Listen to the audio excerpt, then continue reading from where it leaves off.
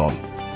জেনে রাখা ভালো, একটি 3D শেপের যে কোনো পাশে, পৃষ্ঠে, এমনকি ভিতরেও উলম্ব তল তৈরি হতে পারে। এবার আমরা উন্নতি ও অবনতি কোণ সম্পর্কে জানব।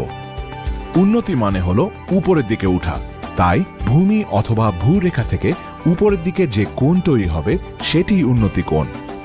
ধরা যাক আকাশ একটি রাস্তায় দাঁড়িয়ে আছে। এখন তার চোখ থেকে সোজা সামনের দিকে ভূমির সমান্তরাল যে রেখাটি পাওয়া যাবে সেটি হবে ভূরেখা।